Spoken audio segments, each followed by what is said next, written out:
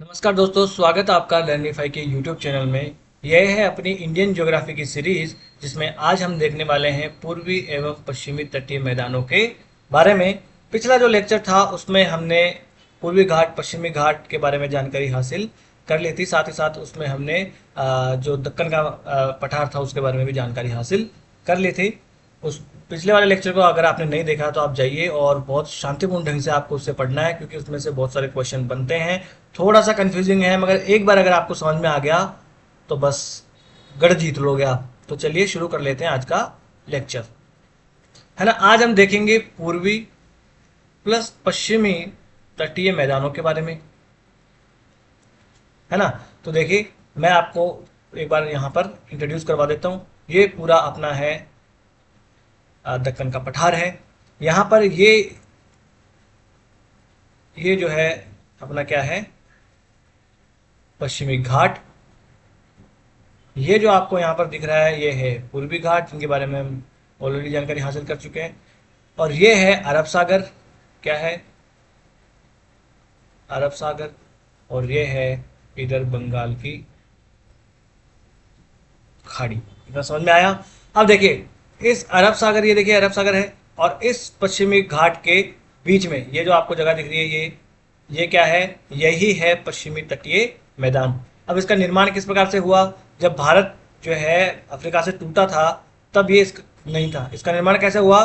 करोड़ों सालों में यहाँ से जो नदियाँ निकली और समुद्र की लहरों से के कटाव से, अपरदन से जो मिट्टी, बालू का रेत यहाँ पर आके इकट्ठा हुई, उस उसकी रेत और उन्हीं अवसादी जो निक्षेप हैं, उन निक्षेपों की वजह से इसका पूर्वी घाट और पश्चिमी घाट का निर्माण, पश्चिमी और पूर्वी तटीय मैदानों का निर्माण होता है। यहाँ से आपको एक और चीज़ जानने वाली है, वो ये है, अगर आप यहाँ पर ऑब्जर्व कर पा रहे हो तो मैं आपको दिखाऊं यहाँ। आप अगर ऑब्जर्व कर पा रहे हो तो देखना, पश्चिमी तटीय मैदान जो है वो संकरे हैं। तुलना करो, देखिए ये पूर्वी तटीय मैदान है, देखिए कितना चौड़ा है, यहाँ कितना चौड़ा है। और पश्चिमी तटीय मैदान देखिए आपको संकरा दिख रहा है, और यहाँ तो एकदम संकरा हो गया। ऐसा क्यों? ऐसा क्यों आया दिमाग में आपके कुछ? ये ऐसा इसलिए क्योंकि पश्चिमी तटीय जो पश्चिमी घाट है, एक तो पूरा निरंतर है, इसकी वजह से माफ कीजिए, निरंतर है ये तो कोई कारण नहीं है, पर होता क्या है कि पश्चिम की तरफ नदियां जो है, वो नदियां एक तो कम बहती हैं, है ना। यहाँ पर मैं लिख देता हूँ, पश्चिमी तट पूर्वी तट से संकरा है ना। ऐसा क्यों? तो इसलिए क्योंकि पश्चिमी तट की ओर जो है नदियां, पहली बात तो कम बहती हैं। अगर तुलना करें हम पूर्वी घाट से, पूर्वी घाट की तरफ बहुत सारी नदियां बहती हैं। फिर यहां पर अगर हम देखें तो इस दक्कन के पठार का ढाल किस प्रकार से है, पश्चिम से पूर्व की ओर। तो ये जो क्षेत्र है ये ऊपर उठा हुआ क्षेत्र है, यानी पश्चिमी तट जो है वह ऊपर उठा क्षेत्र है। यानी यहाँ पर एक कगार बना हुआ है, भ्रंश कगार। वो कैसे, कब बना था? जब इंडिया जो है अफ्रीका से टूटता है, तब ये भ्रंश कगार बनता है। इसलिए ये इधर वाला तट जो है वो ऊंचा है। कल के लेक्चर में मैंने आपको बताया भी था कि किस प्रकार से पश्चिमी घाट, अगर हम इसको देखें तो इस प्रकार से नजर ये आएगा, है ना। देखिए ये जो है ये पूर्वी घाट है, ये जो है ये पश्चिमी घाट है। अब समझिए नदियां किधर बहेंगी? इस तरफ बहेंगी, क्योंकि ढाल इस तरफ है ना। तो अधिकतर नदियां एक तो इधर आती है, तो नदियां जब आती है साथ में, तो गाद साथ में लेके आती है, जलोढ़ निक्षेप साथ में लेके आती हैं। तो वो जलोढ़ निक्षेप, इधर से नदियां बहती हैं, महानदी, गोदावरी, कृष्णा, कावेरी। तो वो नदियां आके जलोढ़ निक्षेप कहाँ जमा करेंगी? यहाँ जमा करेंगी, यहाँ, है ना। तो यहाँ डेल्टा बनाती है नदियाँ, इसलिए गाद यहाँ इकट्ठा होती है, जलोढ़ निक्षेप जो है वो ज़्यादा यहाँ इकट्ठा होते हैं, जमा होते हैं। इसलिए पश्चिमी जो पूर्वी तट है वो ज़्यादा चौड़ा है और पश्चिमी तट संकरा है। समझ में आई आपको ये बात, है ना। और ऐसा क्यों है ये भी आपको समझ में आ गया। दूसरी बात, पश्चिमी घाट ऊंचा है, इसकी वजह से यहाँ से जो नदियाँ निकलती है वो तीव्र गति से निकलती है। यहाँ से आप लिखें, पश्चिमी घाट ऊंचे होने के कारण पश्चिम की तरफ बहने वाली नदियों का वेग तीव्र होता है। वेग तीव्र होता है और यहाँ की नदियां भी छोटी होती हैं, प्लस नदियां छोटी होती हैं। अब वेग तीव्र है तो यहाँ पर डेल्टा बनाने का जो है वो इनके पास वक्त भी इनको नहीं मिलता है और डेल्टा का निर्माण नहीं करती हैं। पूर्व पश्चिम की तरफ जो नदियां बहती हैं इसलिए वो डेल्टा का निर्माण नहीं करती है और नदियां छोटी होती है, इसकी वजह से अवसाद जो है, अवसाद या जलोढ़ निक्षेप जो है पूर्वगामी नदियों की तुलना में कम होते हैं, है ना। इसलिए भी ये संकरे हैं, है ना। तो ये इधर वाले संकरे क्यों हैं, ये चौड़े क्यों हैं, ये बातें आपको सब समझ में आ गई। अब देखिए पूर्व की तरफ जो नदियां बहती हैं वो नदियां क्या करती हैं, डेल्टा का निर्माण करती हैं। और चीजें लिख लो आप, पूर्वी तट की और बहने वाली नदियां डेल्टा का निर्माण करती हैं, वहीं पश्चिमी तट की ओर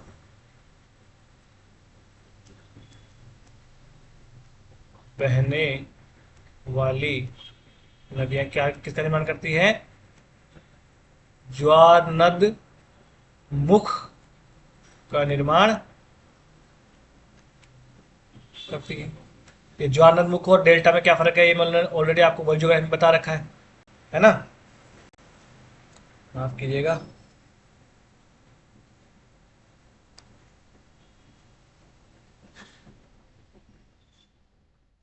तो ज्वार नदमुख और डेल्टा का निर्माण क्या होता है, अलग अलग कैसे हैं, मैंने बताया, वहां बता दिया था ऑलरेडी, फिर भी दोबारा देख लेते हैं। देखिए नदी की जब लंबाई अधिक हो जाती है और उसका आप कहो कि वेग जो है कम हो जाता है, वेग जब कम हो जाता है तो नदी क्या करती है, इसमें जो जलोढ़ निक्षेप होते हैं उन जलोढ़ निक्षेपों को वो दूर तक ले जाने के बजाय यहाँ पर आके इकट्ठा करने लग जाती है।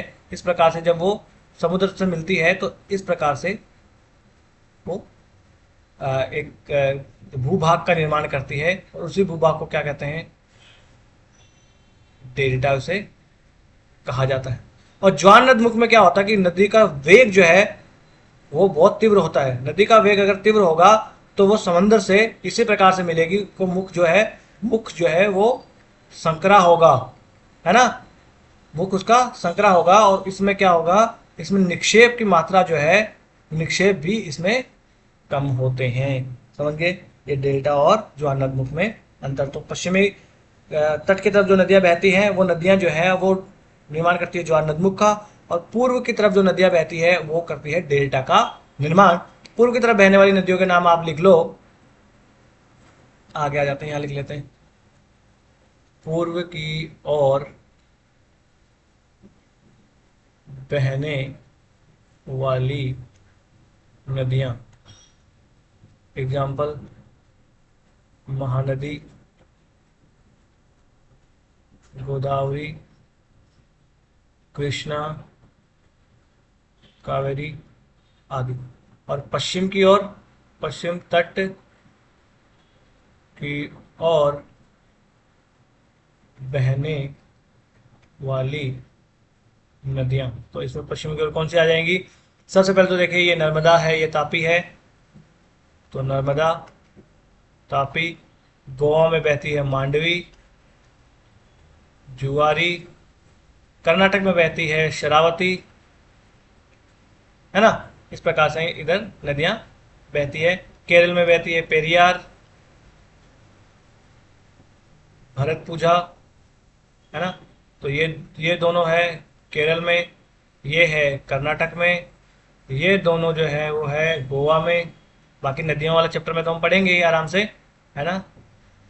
और नर्मदा, तापी, गुजरात वगैरह से होकर बहती है। आपको पश्चिम तट की ओर बहने वाली नदियों के बारे में हमने देख लिया। और ये नदियां किसका निर्माण करती है, ज्वार नदमुख का।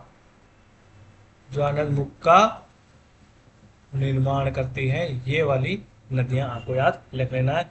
और ये वाली किसका निर्माण करती है? डेल्टा का निर्माण।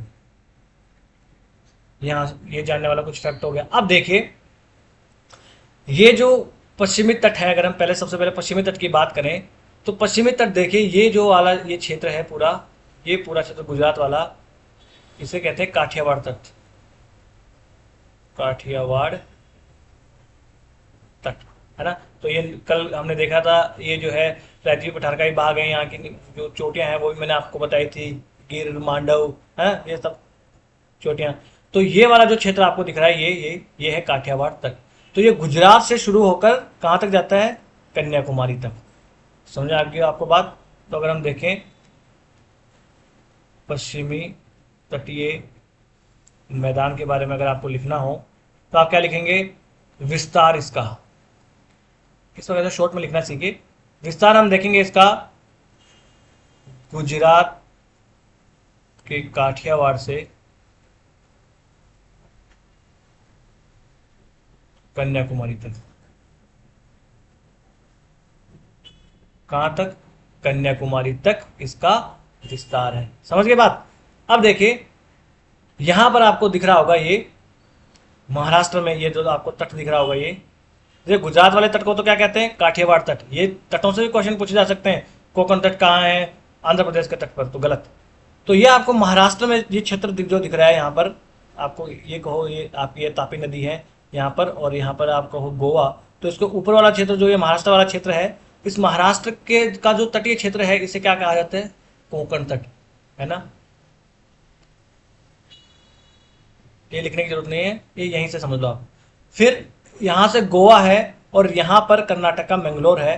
तो इस गोवा और कर्नाटक के मैंगलोर के बीच में जो पश्चिम तटीय मैदान है, इसको कहते हैं कन्नड़ तट। समझ गए? और इस मैंगलोर से लेकर ये जो कन्याकुमारी तक का क्षेत्र है, इसे कहा जाता है मालाबार तट। और ये मालाबार तट जो है वो मैक्सिमम कहाँ पर है? मैक्सिमम है ये केरला में। केल मतलब केरला। और कन्नड़ का तट है कहाँ पर? मैक्सिमम रूप से कर्नाटका में, है ना। ये हमने यहाँ पर देख लिया है। ये हमने जान लिया है मुख्य रूप से किसके बारे में? पश्चिमी तट के बारे में।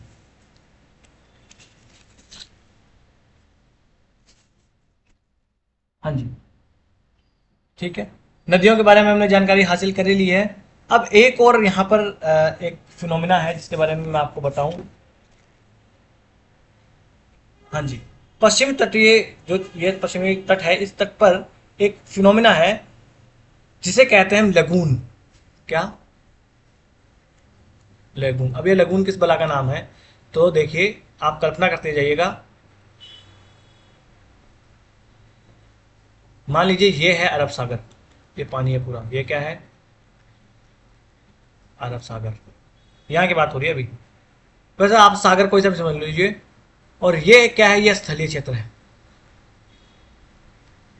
ये जब मैं पश्चिमी तट के पढ़ा रहा हूँ तो पश्चिमी तट की बात कर रहा हूँ, तो ये अरब सागर हो गया, माफ कीजिएगा।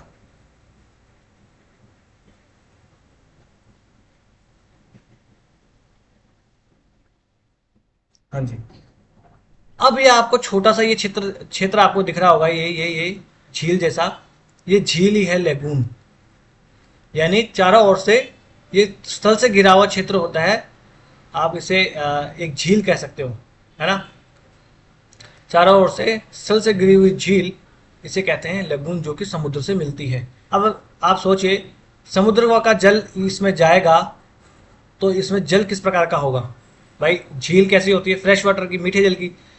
परंतु ये समुद्र का पानी भी इसमें आता है, और समुद्र में पानी कैसा होता है? खारा, यानी सलाइन वाटर। तो इस लगून का पानी जो है किस प्रकार का होगा बताइए? एक होता है देखिए फ्रेश वाटर, ये इंग्लिश में आप समझिए। एक होता है सलाइन वाटर, और एक होता है ब्रैकिश वाटर। अब देखिए फ्रेश वाटर तो ग्लेशियर्स में पाया जाता है, जो आंतरिक झीलें होते हैं उनमें पाया जाता है। सलाइन वाटर समुद्र में पाया जाता है। तो जब ये दोनों प्रकार के पानी मिलेंगे तो कैसा पानी बन जाएगा? Brackish water. यानी कि वो खारा तो है परंतु समुद्र की तुलना में कम खारा है। तो इन लगून्स में कौन सा पानी पाया जाता है?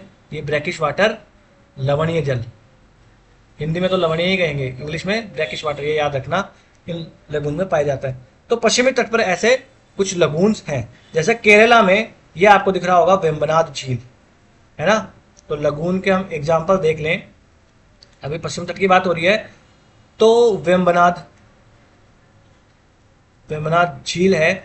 और केरल में इनको स्थानीय नाम से कहा जाता है, केरल में लगून को स्थानीय नाम से, माफ कीजिएगा, स्थानीय रूप से क्या कहा जाता है, ये याद रख लेना, कयाल कहा जाता है, कयाल कहा जाता है। तो इस प्रकार के क्वेश्चन यूपीएससी पूछ सकते हैं कि कयाल क्या है, ये घास के मैदान हैं, ये समुद्र तटीय मैदान है, कुछ भी ऐसा पूछ सकते हैं। तो कयाल क्या होते हैं, कयाल होते हैं जो लगून होते हैं, उन्हें स्थानीय रूप से केरला में क्या कहा जाता है, उन्हें स्थानीय रूप से केरला में कहा जाता है कयाल, है ना। इन्हें स्थानीय रूप से क्या कहा जाता है, इन्हें कयाल कहा जाता है। तो ऐसा कयाल एक तो हो गया वेम्बनाड झील, है ना। अब इस वेम्बनाड झील के बारे में आप कुछ चीजें जान लीजिए। वेम्बनाड झील जो है, इसमें एक रेस कराई जाती है जिसे कहा जाता है नेहरू ट्रॉफी बोट रेस। क्या कहा जाता है, नेहरू ट्रॉफी बोट रेस कहा जाता है ना। इसे स्नेक रेस भी कहा जाता है, क्यों, क्योंकि इसमें जो नाव होती है ना, वो बहुत लंबी सी पतली सी नाव होती है, आप देखिएगा दृश्य में, तो वो एकदम सांप के जैसे दिखाई देती है, तो इसे स्नेक रेस भी कहा जाता है। और इन ये जो नावें वगैरह होती हैं, इनको, इस रेस वगैरह को क्या कहते हैं, इसको वल्लम वल्लम कली भी कहा जाता है।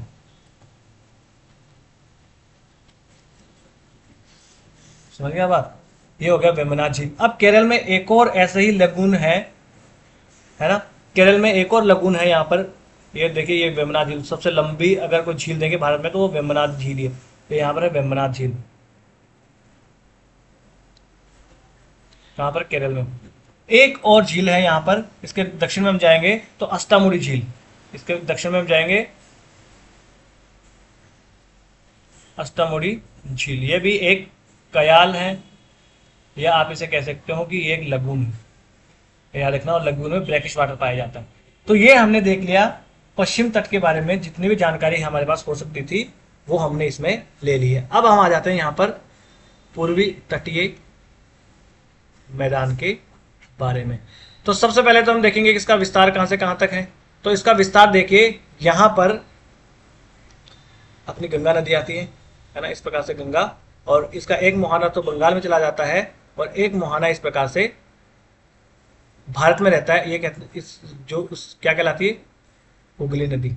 तो ये इस हुगली नदी से लेकर कन्याकुमारी तक, कहाँ तक, हुगली नदी से लेकर कन्याकुमारी तक। तो हुगली के मुहाने से कन्याकुमारी तक इसका विस्तार है ना। अब सर्वाधिक चौड़ाई जो है, माफ कीजिएगा, सर्वाधिक चौड़ाई जो है इसकी कहां पर है, पूर्वी तट की। तो पूर्वी तटीय मैदान की सर्वाधिक चौड़ाई है तमिलनाडु में। कहां पर, तमिलनाडु वाला क्षेत्र, ये जो क्षेत्र है यहां पर है इसकी सर्वाधिक चौड़ाई, ठीक है। अब इसमें जो उड़ीसा वाला क्षेत्र है, ये उड़ीसा के तट पर जो क्षेत्र है, इस तट को क्या कहा जाता है, उत्कल तट।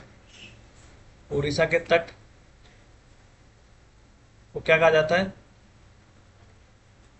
उड़ीसा का तट होता है उत्कल तट कहते हैं उसे।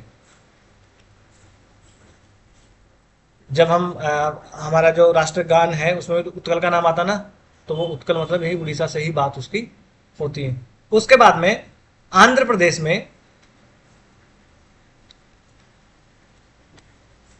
आंध्र प्रदेश में जो केजी बेसिन है, केजी मतलब कृष्णा गोदावरी, केजी बेसिन, इसका शॉर्ट फॉर्म आपको याद रखनी पड़ेगी। तो इस केजी बेसिन को क्या कहा जाता है, केजी बेसिन के बीच में जो क्षेत्र है, देखिए यहां पर से गोदावरी, कृष्णा, ये गोदावरी है, ये कृष्णा नदी है। तो इन गोदावरी कृष्णा नदी के बीच में ये वाला जो क्षेत्र है, इस क्षेत्र को क्या कहा जाता है? इसको कहा जाता है उत्तरी सरकार। उत्तरी सरकार तट इसे कहा जाता है। आंध्र तट या उत्तरी तटीय उत्तरी सरकार तट इसे कहा जाता है। केजी बेसिन वाला जो क्षेत्र है उसे कहा जाता है उत्तरी सरकार तट। ठीक है साहब। उसके बाद में ये जो तमिलनाडु के तट वाला क्षेत्र है, ये वाला जो क्षेत्र आपको दिख रहा है, ये तो तमिलनाडु का जो तटीय क्षेत्र है उसे क्या कहा जाएगा? कोरोमंडल तट। देखिए लिखा भी तो है यहाँ, उसे क्या कहा जाएगा? कोरोमंडल तट। तमिलनाडु में उस तटीय क्षेत्र को कहा जाता है कोरोमंडल तट। तो इस प्रकार से यूपीएससी क्वेश्चन बना देगी कि उत्तर पूर्वी मानसून से भारत में सबसे अधिक वर्षा कोरोमंडल तट पर होती है। अब आपको कोरोमंडल तट ही नहीं पता तो आप कैसे पता लगा पाओगे कि हाँ तमिलनाडु में उससे वर्षा होती है? मानसून वाले चैप्टर में मैं बताऊंगा कि कोरोमंडल तट पर ही उत्तर पूर्वी मानसून से सबसे ज्यादा बारिश होती है, लौटते हुए मानसून से, है ना? समझ में आई आपको बात? तो कोरोमंडल तट कहाँ है ये आपको पता होना चाहिए। ठीक है साहब, ये इतनी जानकारी हासिल कर ली। अब पूर्वी तट जो है यहाँ पर भी कुछ लैगून है। तो पूर्वी तट पर भी कुछ लैगून है। उसमें एक तो आ जाता है उड़ीसा का, उड़ीसा में आ जाता है लैगून जिसका नाम है चिल्का झील, है ना? चिल्का झील। तो ये चिल्का झील जो है वो ना सिर्फ भारत प्लस एशिया के भी सबसे बड़ा लैगून है। एशिया और भारत का सबसे बड़ा लगून क्या है? चिल्का झील। सबसे लंबा तो देखिए ये है यहाँ पर वेम्बनाथ झील, पर सबसे बड़ा लगून कौन है? चिल्का झील। और वर्ल्ड का सेकंड नंबर का है, याद रखना, है ना? तो इसका जो फर्स्ट है वो सोलोमन आइलैंड्स में कहीं है।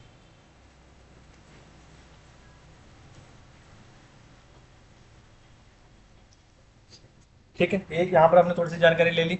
आगे चलें, है ना? देखिए ये लगून इस प्रकार से, ये समुद्र क्षेत्र है, इस प्रकार से बन जाता है, ये लगून कहलाता है। यहाँ पर भी आप चित्र देख सकते हो, है ना? ये उत्कल तट आपको बता रखा है। ये देखिए ये यहाँ पर जो है यही है चिल्का झील। इस चिल्का झील के बारे में आपको एक और चीज याद रखनी है। चिल्का झील के बारे में आपको याद रखनी है, इसमें ही चिल्का झील में ही एक द्वीप है जिसे कहा जाता है व्हीलर द्वीप, जिसका नाम अब बदल के कर दिया गया है अब्दुल कलाम द्वीप। तो भारत में आप कहो कि कोई रॉकेट वगैरह का वो किया जाता है, जैसे मिसाइल वगैरह का परीक्षण वगैरह किया जाता है, तो वो यहाँ ही इसी उड़ीसा के अब्दुल कलाम द्वीप से ही किया जाता है ना? आपको कभी आपने न्यूज़ में सुना होगा कि उड़ीसा के व्हीलर द्वीप या उड़ीसा के अब्दुल कलाम द्वीप से अग्नि प्राइम का परीक्षण किया गया, तो परीक्षण यहीं किया जाता है अब्दुल कलाम द्वीप में, वो इसी चिल्का झील में है ना? भारत का सबसे बड़ा लगून है। ठीक है, और इसके बारे में और आप क्या जानोगे?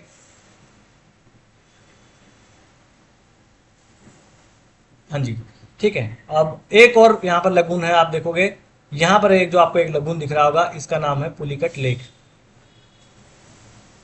पुलिकट झील। ये पुलिकट झील किस में है? आंध्र प्रदेश प्लस तमिलनाडु में।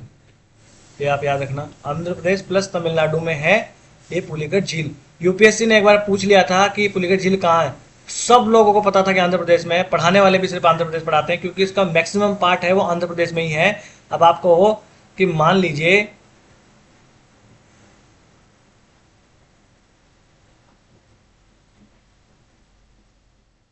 ये पुलिकट झील है, तो इसका ये जो मैक्सिमम क्षेत्र है ना, ये आंध्र प्रदेश में है। ये छोटा सा क्षेत्र है वो तमिलनाडु में है, परंतु है तमिलनाडु में भी। तो ये दोनों राज्यों की सीमा पर है, आप ये बात याद रखना। अगर यूपीएससी पूछे तो आंध्र प्रदेश और तमिलनाडु दोनों में लगाना। 2019 पता या 20 में ऐसा क्वेश्चन एक बार पूछ लिया था यूपीएससी ने। तो ये हमने देख लिया है पुलिकट झील के बारे में। इस पुलिकट झील में एक द्वीप है जिसका नाम है श्री हरिकोटा द्वीप। और इस श्री हरिकोटा द्वीप से क्या क्या करा जाता है? तो जो भी अपने सैटेलाइट जो है उसका प्रक्षेपण यहीं से किया जाता है। श्रीहरिकोटा द्वीप से ही आंध्र प्रदेश में वो इसी पुलिकट झील में है। ये चीजें हमने देख ली है आज पूर्वी तटीय और पश्चिम तटीय मैदानों के बारे में। अब जो कल का लेक्चर होगा उस लेक्चर में हम जानेंगे, अब एक चीज और रह गई अपनी, जो द्वीप रह गए अपनी द्वीपीय क्षेत्र जो है भारत के, वो रह गए, जिसमें हम देखेंगे अंडमान निकोबार प्लस लक्षद्वीप के बारे में। लक्षद्वीप इस बार न्यूज में भी है ना। इन दोनों के बारे में डिटेल से जानेंगे, है ना, कि नॉर्थ अंडमान है, मिडिल अंडमान है, लिटिल अंडमान, तमाम तामझाम चीजें हैं। इनमें कौन कौन से द्वीप है जिनका नाम बदला गया है, और यहाँ पर ज्वालामुखी कौन कौन से हैं, है ना, इन सब के बारे में। साथ साथ लक्षद्वीप में कितने द्वीप हैं, है ना, राजधानी कहाँ पर है, ये सब के बारे में जानकारी हासिल करेंगे हम कल के लेक्चर में, है ना। तो आज का लेक्चर कर लेते हैं हम यहीं समाप्त। और इस लेक्चर की अगर आपको पीडीएफ चाहिए तो आप जाइए लर्निफाई अनलॉकिंग नॉलेज के नाम से टेलीग्राम पे अपना चैनल है, यहाँ से आप स्कैन कर सकते हैं, और डिस्क्रिप्शन बॉक्स में लिंक भी दिया हुआ है। वीडियो अगर आपको अच्छा लगा हो तो लाइक कर दीजिए और चैनल को सब्सक्राइब कर लीजिए। और आपको कोई सलाह लेनी हो या कोई सलाह देनी हो तो आप हमें कमेंट्स बॉक्स में लिख सकते हैं। बड़े ही लोकतांत्रिक ढंग से हम अपने इस छोटे से परिवार को आगे बढ़ाएंगे। नमस्ते, धन्यवाद।